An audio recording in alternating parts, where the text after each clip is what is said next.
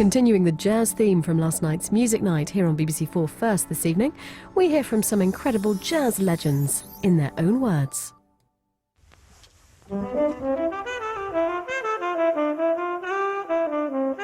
Jazz has been hailed as one of the most significant musical forms of the 20th century, America's gift to the world.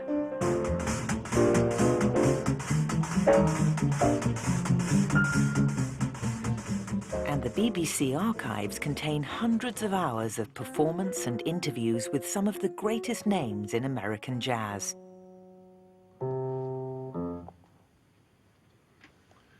Well, here we are again. But it could so easily have been otherwise. Towards the end of the 1930s, as Hitler's Nazi Party tightened its grip on German society, the Director General of the BBC, Lord Reith, expressed some sympathy with the regime in one specific matter: the music of the moment, known as hot jazz. In a memo, he described its influence as degrading. Germany has banned hot jazz, and I'm sorry that we should be behind in dealing with this filthy product of modernity.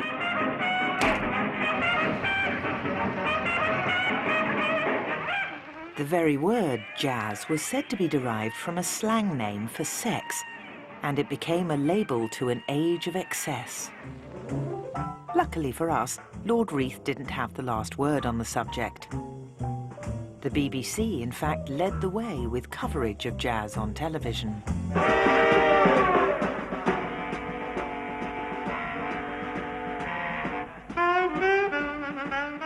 From the late 50s to the late 70s, one legend after another from the golden age of jazz was captured, playing and talking about some of the century's greatest music.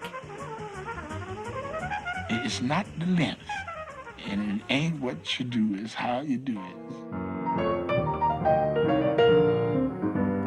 Yes. That's nice. Have fun. My thing is having fun.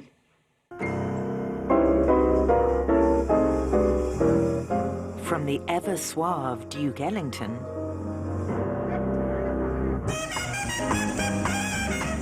to the irrepressible Louis Armstrong, to that master of swing, Count Basie, to the man who blew in the dazzling new style known as bebop, Dizzy Gillespie, and the incomparable Ella Fitzgerald. Together, they created a musical revolution. This is how they did it, in their own words.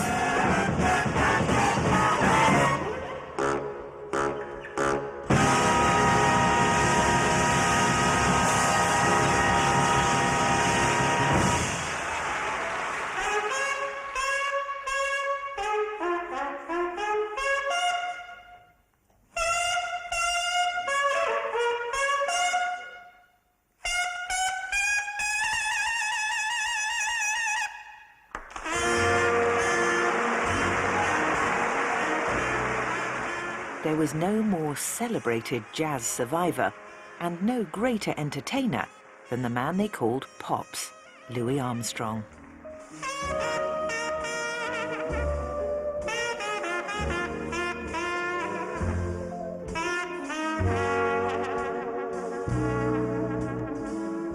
For me, the most incredible thing about Louis Armstrong is I listen to lots of his records, and when I hear him sing a song, I suddenly go, that's a fantastic song. And I'd heard the song before, or I might have heard it, it might have sort of been in my consciousness, but never noticed it. But when he does it, I go, that's a great song. I want to play this song now.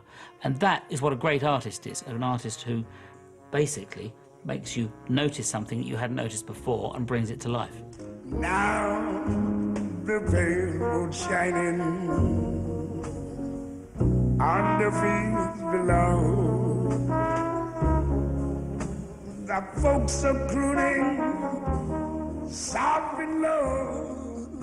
No one had a better pedigree. his lip scarred from a lifetime's blowing. He's singing about a deep south that only ever existed in song. When it's sleepy time down south. But he knew the reality. After all, he came from where the music came from, New Orleans. It was here that the great gumbo mix of African rhythms, ragtime, gospel, blues, and marching bands all came together.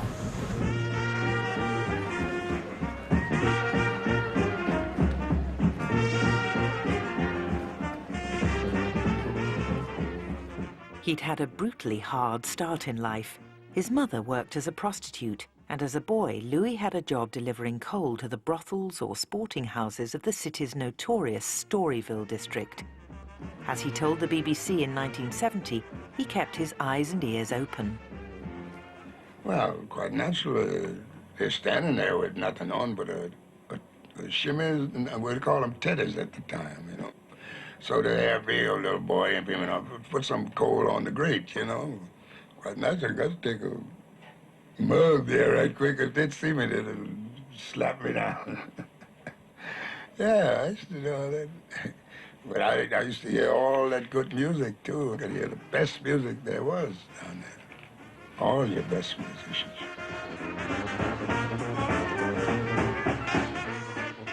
Music came to his rescue. The young Louis was sent to the local waifs' home for discharging a firearm in the street. He was given a bugle to learn, joined the band, and soon got noticed. I was pretty fast on the horn. He used to call me Little Louis, you know. And I went up real fast from that. That's where I commenced to get known among all the sporting people. The women used to come in and big stockings full of money and make me have a bottle of beer with them and could blow them blues, you know, they like to blow them blues. And then King Oliver thought so much of my blowing, so he'd come down when he get off and sit up on the bandstand and listen to me play. He used to tell me all the time, play more lead on that horn. I was just like a clarinet, like the guys run up and down the horn nowadays, the Bachman and things. I was doing all that, fast fingers and everything. So he used to tell me, play some lead on that horn, boy, you know.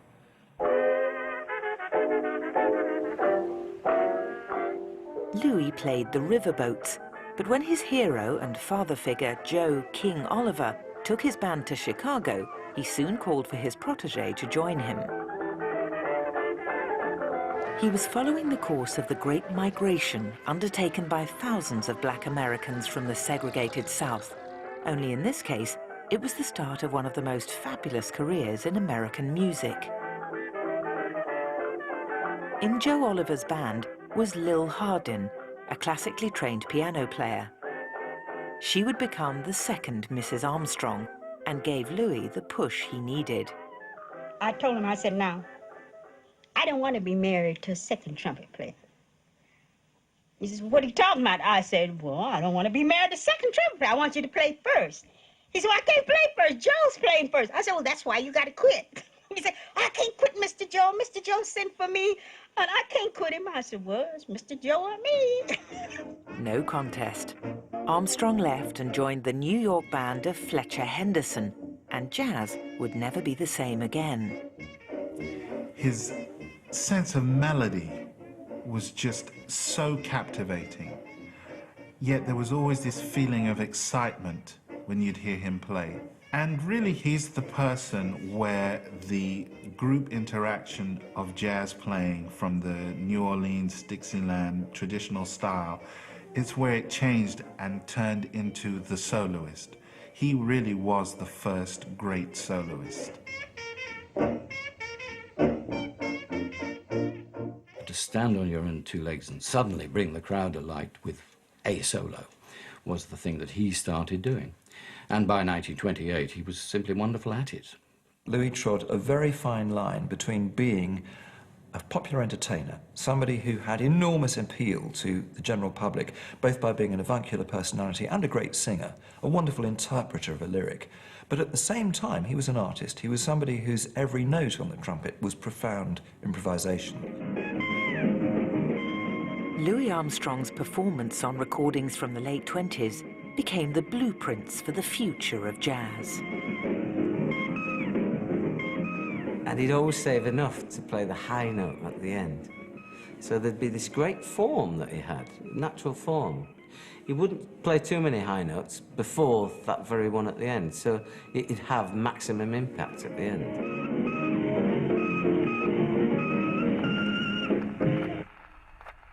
Of course, you've got the great West End blues cadenza, which is at the beginning. For once, he turns it upside down. So the beginning of West End blues goes something like this.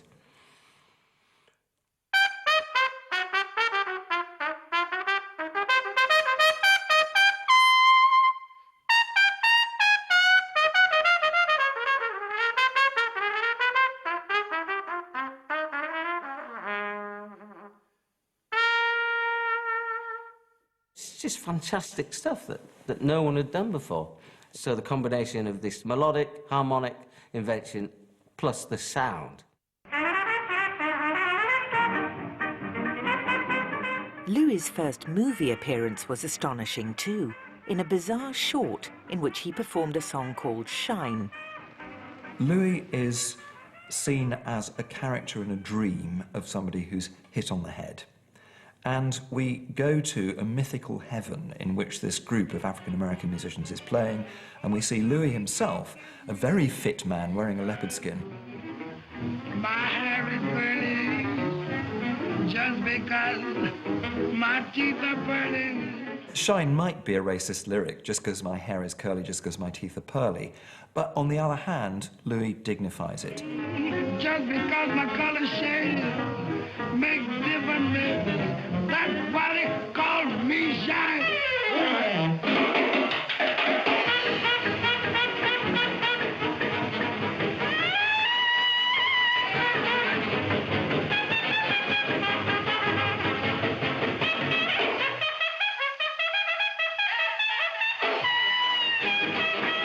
I don't think he's miming in that clip. We are actually hearing what he's playing, and what he's playing is instant creation.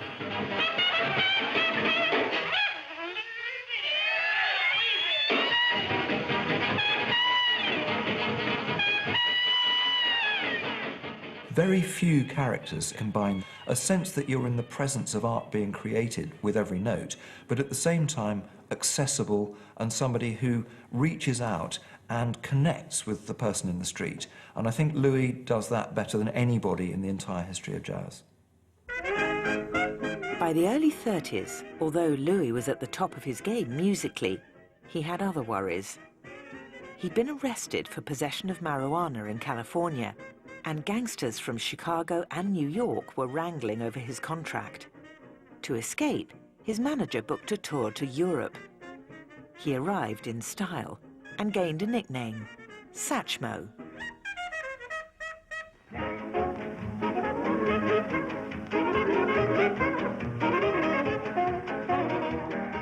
Louis's concerts at the London Palladium provoked mixed reactions.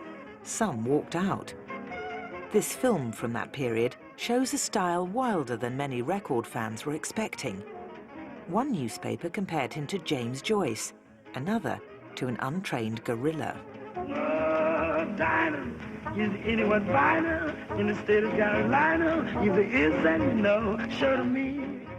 But the important thing was, the young man from New Orleans was on the way to becoming an international star.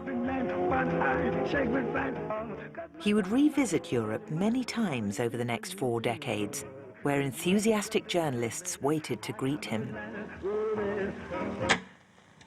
And we are very, very glad, Mr. Armstrong, to welcome you into Panorama this evening. I hope you enjoyed listening to that just now. It's kicks being here, Daddy. Thank you. Always kicks to come to England. Now, with you is Kenneth Alsop of the Daily Mail. Kenneth Alsop knows a lot more about jazz than I do, and you are now his victim for the next 7 minutes. Well, let's sit down and make ourselves comfortable. Okay, Daddy. It's good to see you back in London again. Oh, yeah. Always say blessed to bring. I see Mrs. Armstrong's with you. Okay. Hello. Mrs. Armstrong, do you always go with Louis wherever he goes? Yes, I do, Kenneth. It's your job to look after him. It's, well, that's part of my marital vows, to take care of the husband.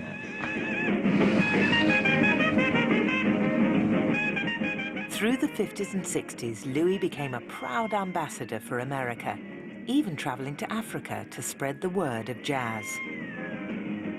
And do you feel that jazz is a universal language? Do you think it overcomes politics and nationalities? It's strong in the Masons, jazz. But everywhere you've been, have you found people like jazz? That's right. I mean, we couldn't say nothing in their language, but every time we start wailing, that was it. You know, we didn't have to worry about nothing then. Louis Armstrong was a buoyant character, and he very much saw himself as an entertainer, so entertaining was what he was about. But I think with any entertainer who becomes extremely popular, and he became extremely popular, there's always a backlash. And he suffered from that backlash. Are you still playing the same kind of music now as you played? Why should I change? I originated all it, whatever it derived from. Why should I play anything different? Do you think your warm, emotional kind of entertaining can make better friends between black and white people? I think so. I mean, I'm black and I have a lot of white fans. So you got it technical there. By the 1960s, a new kind of political confrontation over civil rights and a new generation of jazz musicians were making Satchmo's style seem more outdated than ever.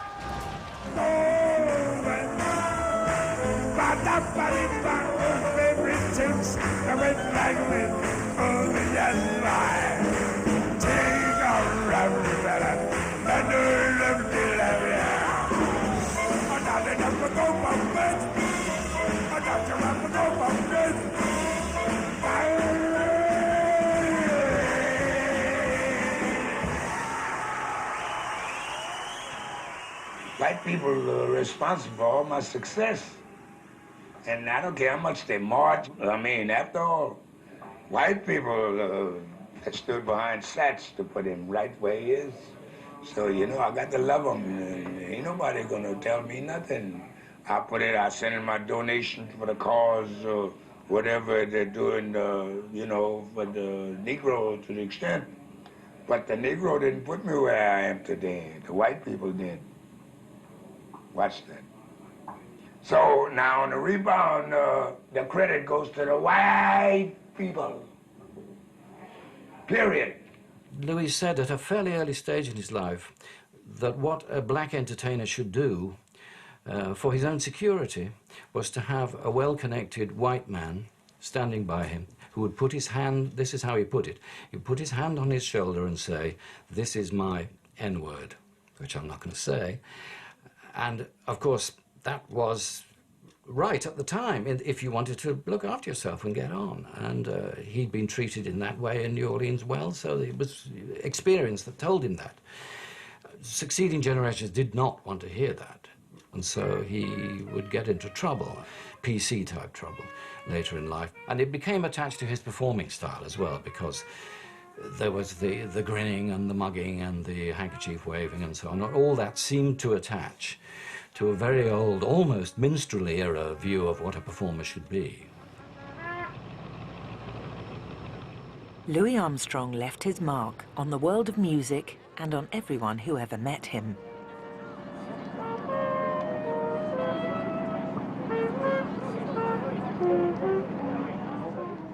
In 1968, Louis comes to England, and my father takes me to the airport to meet him.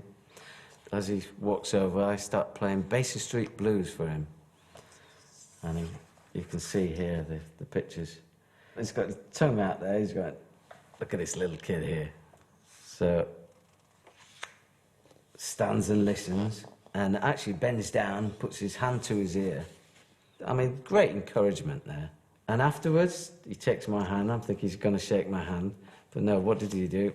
There. He picks it up and kisses my hand. That's a fantastic sort of gesture, again, of a genuine man. That was it. You couldn't want a better start in life. If you wanted to play the trumpet, meet Louis Armstrong, your hero, at the age of 7. Well, it was a great start.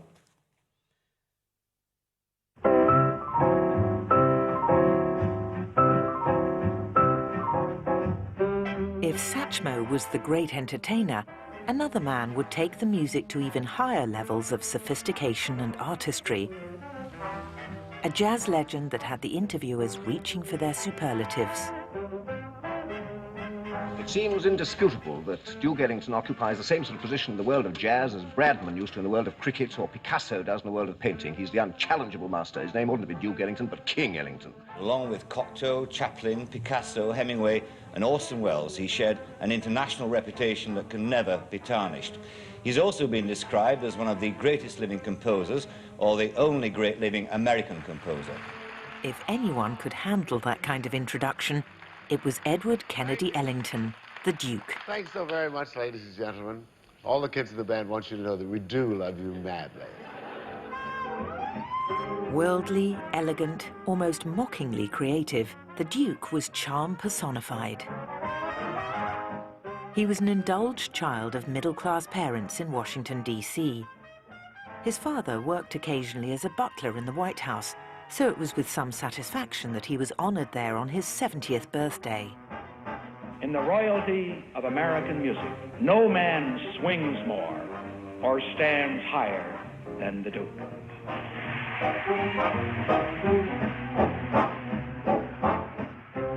His achievement comes not from his virtuosity at the piano, but the musical legacy of his famous orchestra, which he kept on the road for over half a century. He left behind over 5,000 pieces of music on his death in 1974. He graduated as a commercial artist, even had a business as a sign painter, but his part-time activities as a pianist and band leader were so successful, he set off for New York to make his fortune in the music business.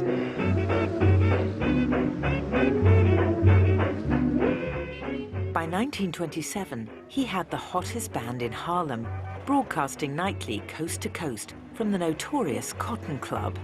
Hello, everybody. Welcome to our famous Cotton Club. Great to see so many friends here tonight enjoying themselves in spite of the cover charge. And if you can spare a minute from your merrymaking, I'd like to have the pleasure of introducing the greatest living master of jungle music, the rip-roaring harmony hound, Duke Ellington. Take your bow, Dukey.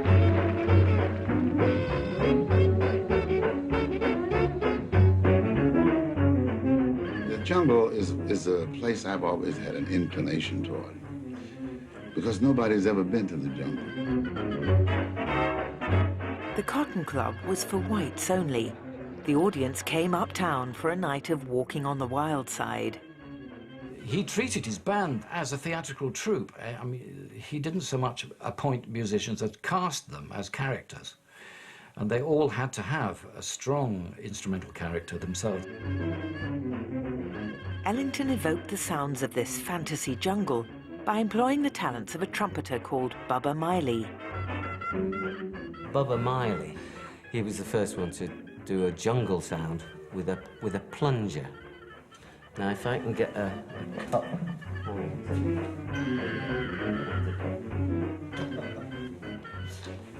So imagine that's a plunger, so he'd be able to do a...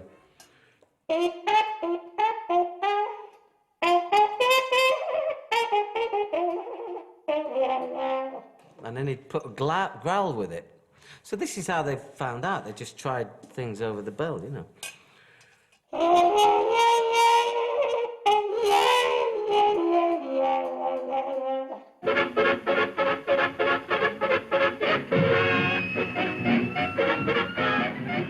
The Duke's appeal to white audiences made him a natural for the movies. But Hollywood didn't dare to feature an integrated band, so the lighter-skinned trombonist on the right had to be blacked up.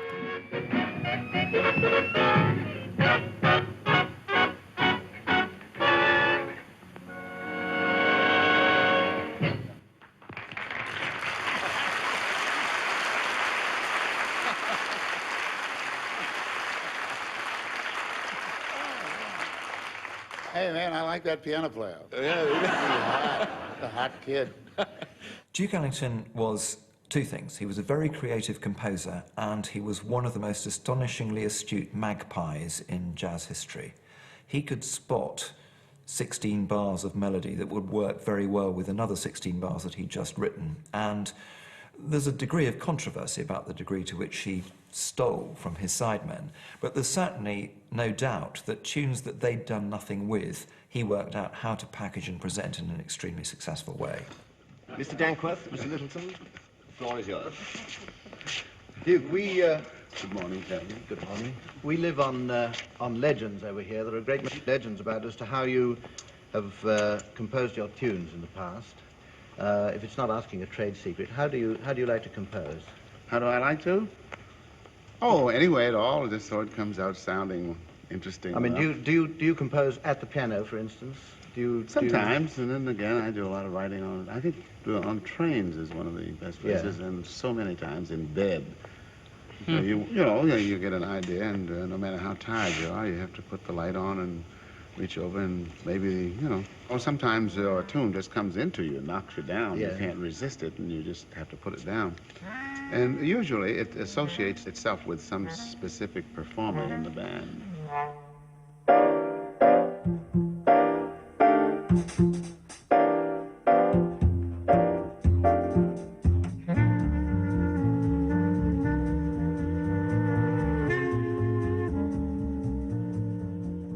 Ellington evolved a sound using muted brass and the clarinet, in fact, to make a kind of music he kept through his whole career called mood music, which is very harmonically sophisticated, yet simple sounding melodically. Melodies such as Mood Indigo. Mood Indigo is like a swan on the pond because it just moves along and all you see is this beautiful tune going slowly past, but of course the harmonic flippers underneath are kicking like crazy to keep it all moving. In the winter of 1965, the Duke Ellington Orchestra was filmed by the BBC on an extensive European tour. Their non-stop travelling had been a feature of the band's existence since the 30s. Night after night after night, different town, tough economy seats, rattly old buses, cold. What were they eating? Were they allowed through the front door? They have to come around the back? What was the race situation? I mean, it's just like, yeah, travelling, tough. It's not for sissies.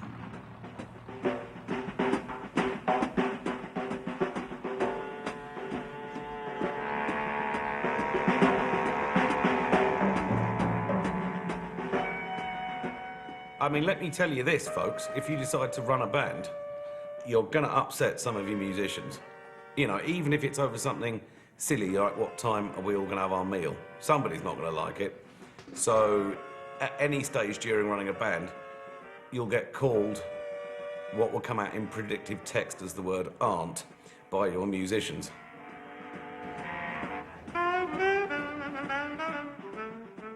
Johnny and I are both band leaders. What is the secret of keeping a band together for as long as you do? Because Well, you've got to have a gimmick, Humphrey. It's the one I use. I mean, I use a gimmick. Yeah. Just give them money. Yes, I can see that's very popular.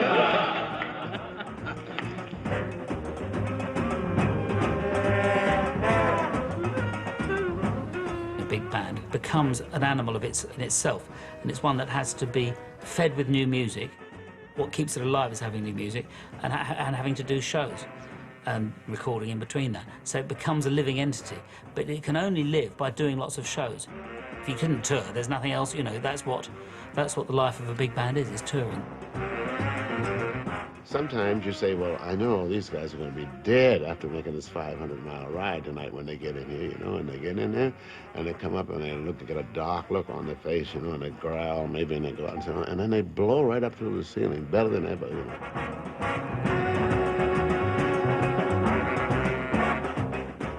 Ellington's life is a series of paradoxes. He's somebody who's a composer and a band leader, a pianist and a private man, a serial philanderer and a married man. All these things add up together to make a complex personality which he very successfully concealed for a lot of his life. One of the most successful ways of concealing a double, duple, triple, quintuple set of layers is to go on the road, because everywhere you turn up, you're presenting that persona that you've carefully built up for yourself to your audience, and the private man stays private.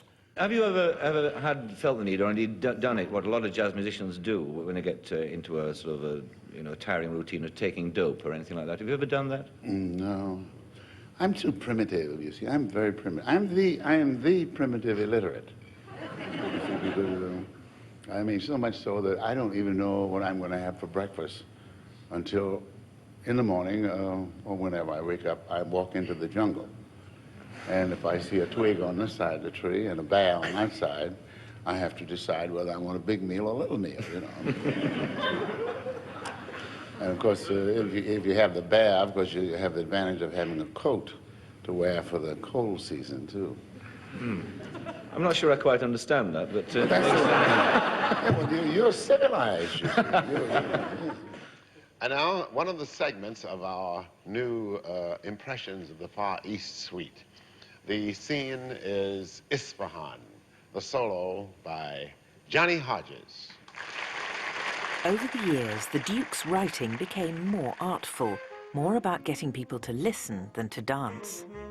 Each extensive foreign tour gave the Magpie Duke new sights, sounds, and impressionist fragments to play with. They were constructed into long-form, loosely structured suites.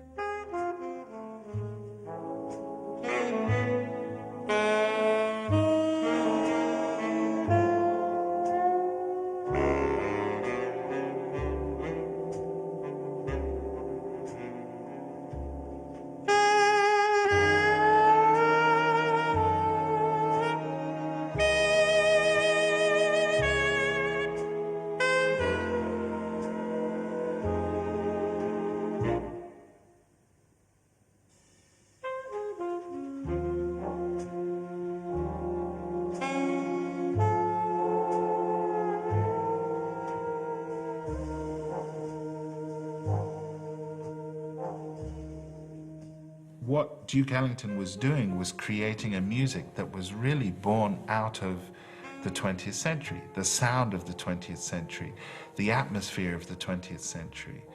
And so Duke Ellington is really one of the great originators musically beyond category. A 1, 2. Well, this is Jones, taken from our latest single record. And it's a little melody written for the purpose of giving background to gentle and cool finger snapping. Of course, one never snaps one's fingers on the beat. It's considered aggressive. You don't push it, you just let it fall, like this. And of course, if you're real cool, then you're going to manage to affect a tilt of the left earlobe at the same time, like this, you know. And if you're cooler than that, then of course, you tilt the left earlobe on the beat and snap the finger on the afterbeat like this, you know. As a matter of fact, by routining the tilting of the earlobe and snapping the finger, one can become as cool as one wishes to be.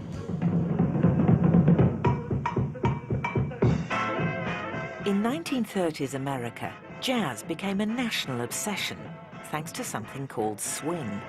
It was a dance craze, a teen phenomenon, and a commercial sensation, examined by the newsreel The March of Time in its inimitable style. Every day into music shops from coast to coast go more and more customers, all for the same thing, the latest in swing music. The joint was jumping for black and white audiences alike. One of the most celebrated bands had come up the hard way from jazz's Wild West, Kansas City. The film Reveille with Beverly showed them in a sophisticated setting with an easy swing and a frontman of unusual charisma.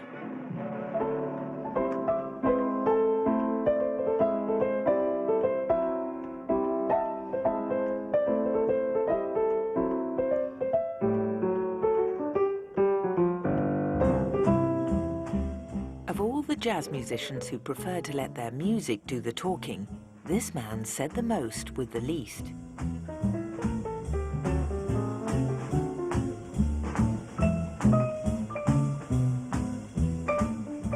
He started out in the bars of Harlem, where he was an avid student of Fats Waller, and ended up as jazz aristocracy.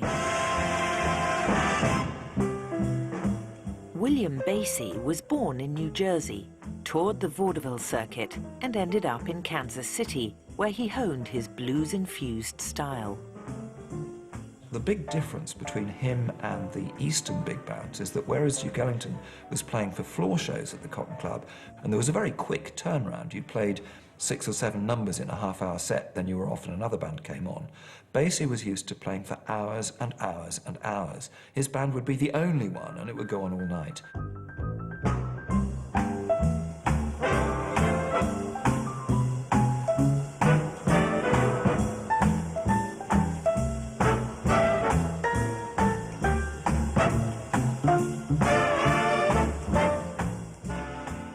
Basie always looked cool. And I think the reason for that is that if he played frenetically for these hours of late-night jam session in Kansas City, he'd be dead. As it was, the band developed a very relaxed four-to-the-bar swing in which the propulsion is shared equally between bass, drums, guitar and piano. And Basie had that down to a fine art.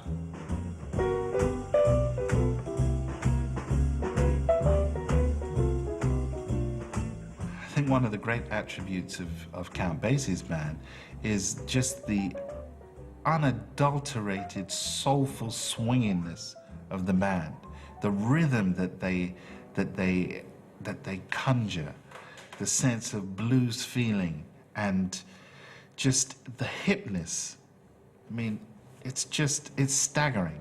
It's absolutely staggering, and all from this man who's genteel and polite and you know, says many things with very few notes. It's just awesome.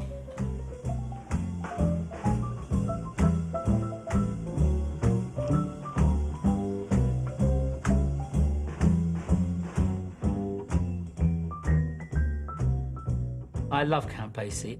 The great thing about him is just whenever he plays, you can spot it's him. I know it's him a mile off. That's why I love it, you know, and it's suddenly that whole thing sort of, you don't know why, but as soon as he's doing it, you're just going like this. And you can't figure out, a lot of the time he's not even playing. But because he's there, it's going like that. And he does one thing and then keeps it going like that, you know, that's the great thing. And him leaving these great gaps, marvellous. And everything's just so kind of lazy and perfect. It just kind of makes you get giddy with wanting to swing, you know. It's a master of swing, that's what Count Basie is. When you're listening to other people playing jazz, have you got any particular preference? Well, I like any type of music that, to me, is sort of have a little beat with it, you know, whether it's jazz, swing, modern, rock and roll, anything like that. You like rock and roll? Well, there's anything wrong with it, because I've been hearing that this rock and roll, I mean, ever since I've been knowing what music is, that is music with a beat, but I guess it's, they've added a little roll to it, or rock with it, by the different little vocals and things that have been happening. See, but as far as the beat is concerned, that's been happening for many, many years. It's just not new. I don't think the beat's being new, really. Got it. Yeah? Fine. Basie was a gentler, more self-effacing man than Ellington. While there are books and books and books of Ellington quotes, I don't think I know a single Count Basie bon mot.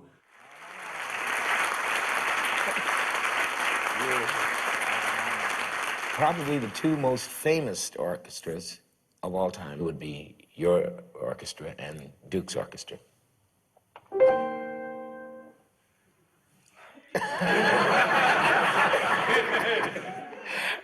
All right. What would you say was the difference? What would your impressions of the difference between the two bands be? Class.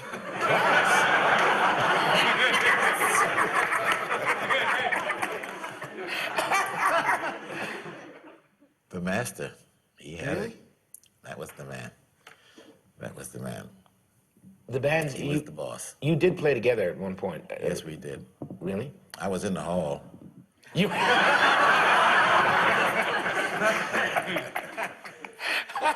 right. It's beautiful. The greatest. Well, I know how he loved Europe. It was a pleasure and an honor to be in the same hall with the Duke. What can I say? Don't ask me anymore about it.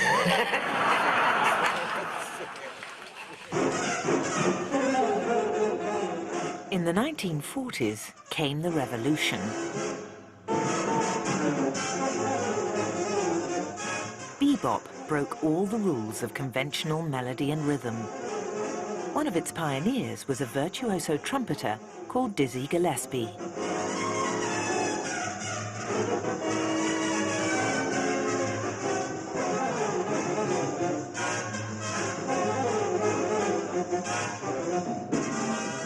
His unique, frenetic style horrified some and enthralled others.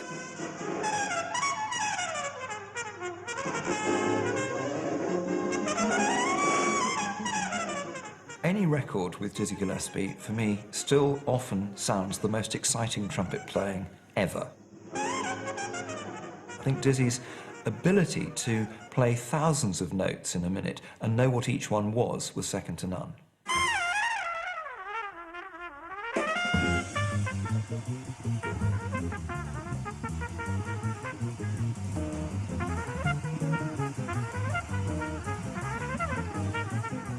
I can remember the first time I heard Dizzy Gillespie playing. That was like being punched in the face with music. It was incredible. And that's done me ever since, really. I still haven't finished eating that big pie. It's funny that although bebop really happened in the early 1940s, something that was born 70 years ago still causes controversy and is still thought of by some listeners as modern. In my view, bebop is a very natural evolution. It's a word that Dizzy Gillespie applied to it a lot. And it's an evolution of music from people who had simply played so much of it they wanted somewhere else to go. So now's the moment. You change the chords, you change the rhythm, and you play differently. The bebop experiment began in Manhattan, with musicians from the big bands coming together in after-hours jam sessions. It reached its critical mass when Gillespie began playing with the legendary sax player Charlie Parker.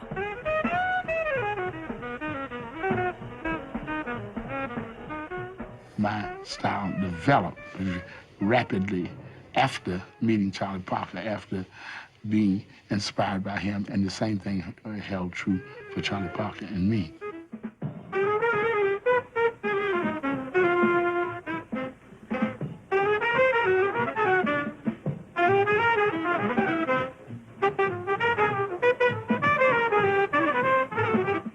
My main contribution is rhythm, for one thing. I created a lot of different rhythms from South America and put it into the music, and also chord progressions. I showed all the piano players how to play for us, not for the older guys. You know, um-cha, um-cha, um-cha. Charlie Parker developed mostly selection of notes, and the way that he played the notes with the accent, it sounded like a rivet. You know, the way that he, some slurred and some attacked and some, and that's the basis of our music.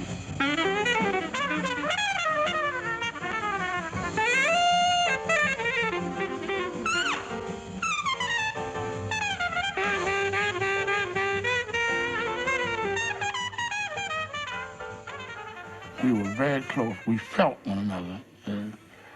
Like one time I said that when his heart beat the first beat, mine beat the second beat.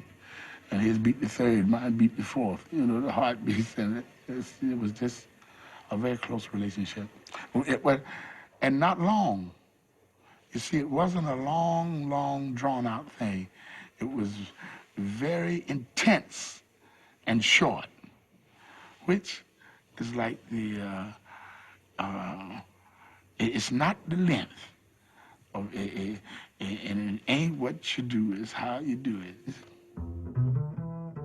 Bebop even had its own uniform, an arty nod to Parisian style devised by Gillespie himself.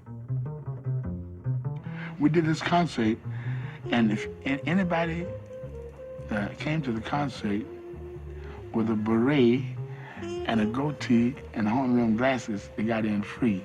You should have seen the people there with horn-rimmed glasses, and some of the women painted goatee hair.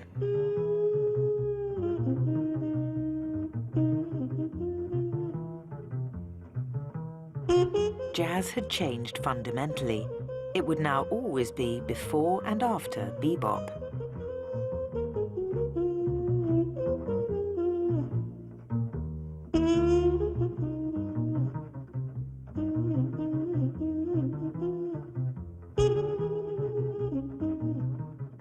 The impact of bebop was that the virtuosity and the soulfulness of the music was able to be fused into yet another dimension.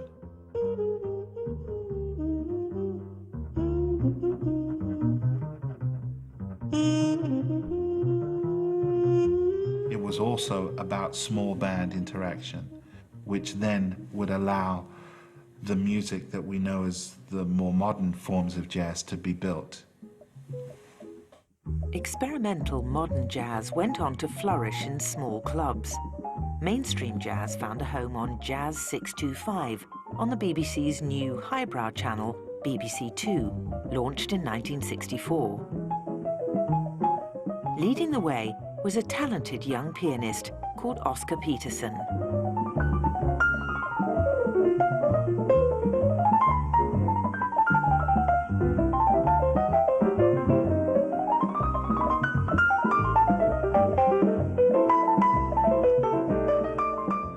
Oscar was at home in the TV age and a regular guest on Parkinson.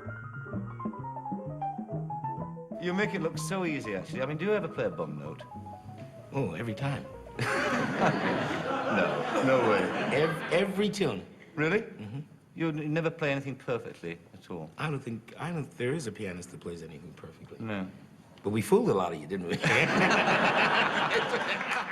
But the relaxed manner hid a furiously competitive streak. Oscar was one of the most competitive men I've ever met. His father, who was a Pullman porter, used to make him learn piano exercises, and while his dad went off to the other side of Canada on a train, Oscar would have to have got them right by the time the old man came home a few days later. And his old man set him the task of becoming the most competitive, the best pianist in jazz. There wasn't any second place for Oscar. He wanted to be the best, and whenever I heard him on stage, whenever I met him and interviewed him for the BBC, it was undeniable that he felt that that's what he was. Peterson's musical hero was Art Tatum, who had a fearsome reputation in after-hours piano contests. He spent 12 to 18 hours a day practicing to try and become, or to have the fluidity of technique that he heard in Art Tatum.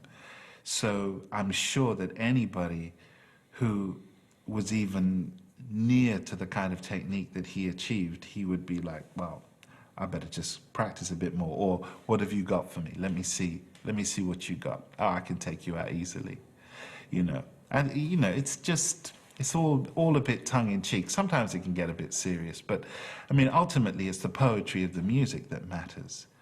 But obviously, if you've got an edge, and it's because you're stronger, faster, tougher, or even more delicate, prettier, you know, those attributes, then you're going to shove it in people's faces.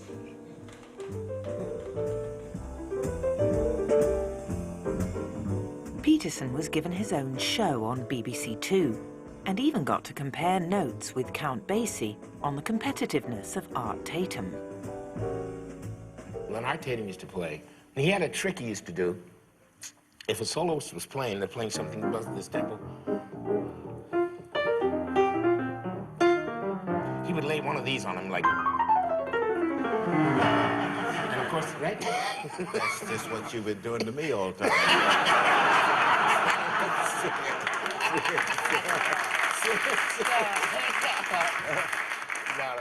And usually in the after-hour places, you know, the great instigations that used to go on, they'd see two piano players together, and say Art, they'd say, well, why don't you play something? And Art, you play something. You know, he went straight to the piano, and he, like, just took it apart, literally. You know, just wasted everything on the piano. You'd play something like what? Pardon? What will you play something like about 8 bars of what? Something like what? Oh, I know. I can't really do it because I'm just a little bit, about 8 bars. can't do it, really. You do it. I have never imitated Yeah, it. no, I know, but you just play 8 bars. Just play 8 bars. Just 8 bars. Just play some 8 bars.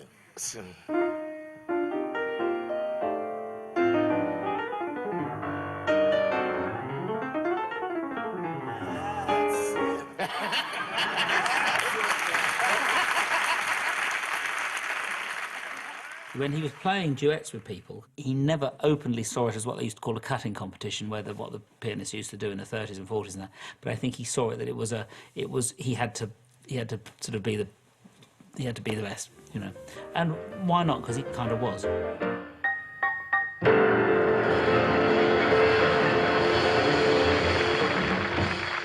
One of the highlights of Oscar's career was his partnership with one of the greatest jazz singers of all time, Ella Fitzgerald. Thank you so much, and thank you, Oscar. That was superb, as usual. And right now, we'd like to do one of our Irving Berlin songs from our songbook, which is still available. And we hope you like it. It's called Cheek to Cheek. Heaven, I'm in heaven, and my heart beats so that I can hardly speak, and I seem to... Ella Fitzgerald shone as an artist. She shone as a singer, as an improviser. Everything worked in Ella. When we're out together, dancing cheek to cheek, heaven, I'm in heaven, and the cares that hung around me through the week seem to vanish like a gambler's lucky streak. When we're out together, dancing cheek to cheek. Ella's long career included swing, bebop, blues, and popular songs.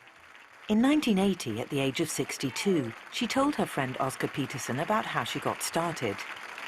I really didn't think I was going to be a singer. I was going to be a dancer.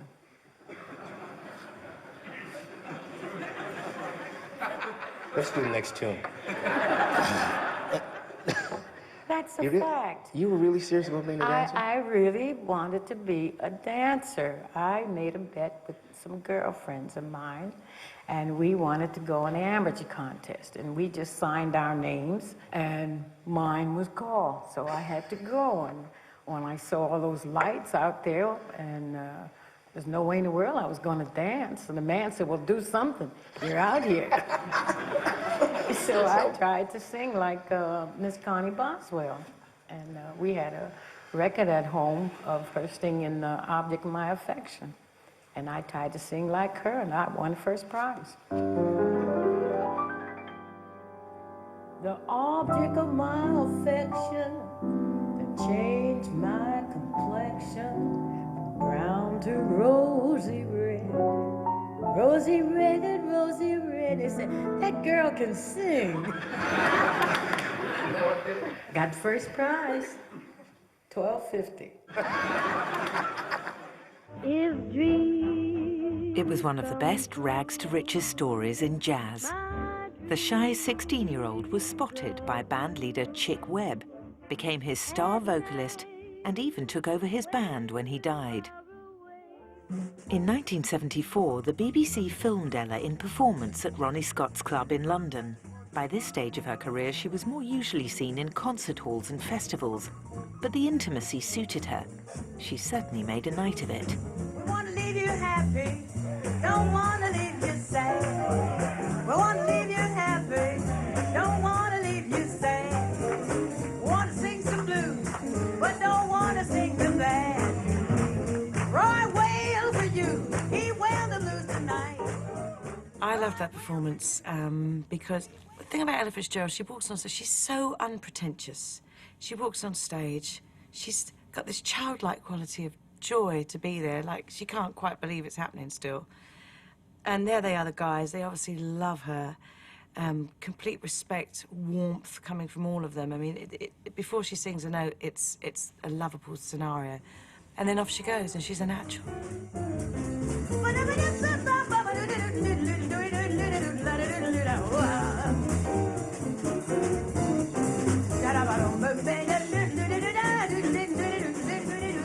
She sings with such intelligence. Her phrasing is never too much. It's sophisticated, it's classy, it swings, it's got sass, she's tender, she's foxy, and she's innocent all at the same time as well.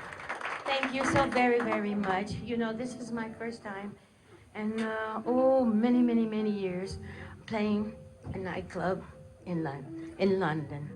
I think it's my first time in London. I was in a little club in Manchester, they tell me. But anyway, but you are so beautiful. And, oh, thank you, my love. I love you too. How do you feel about being described as sexy but motherly, as having the same kind of appeal in Britain as the Queen Mother? How do you Queen feel? Mother? Well, I'd like the sexy part. And I'm not quite ready to settle down too low, too much now. I still believe.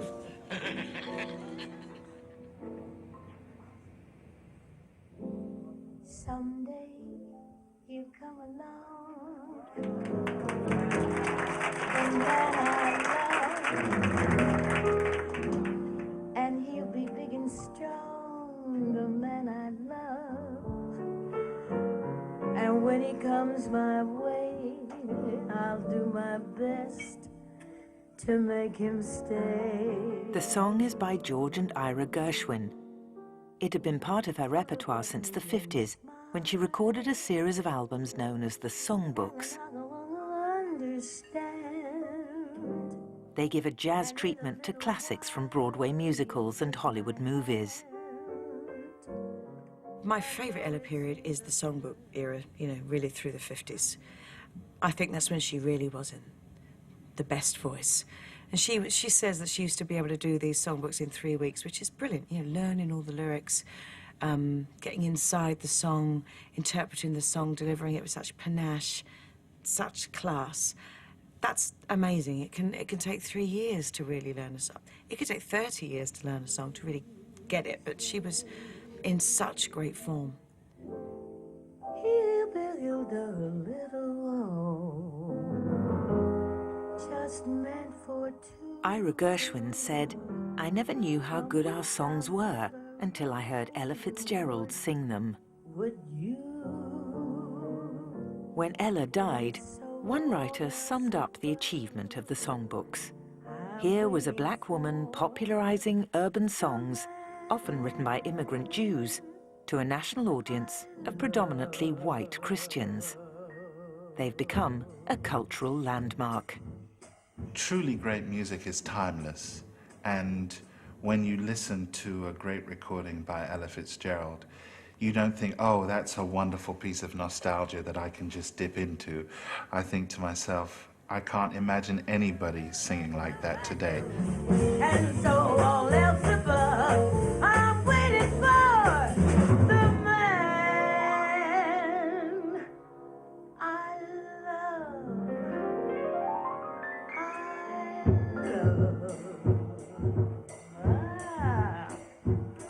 Hey, come on, man. Come on, man.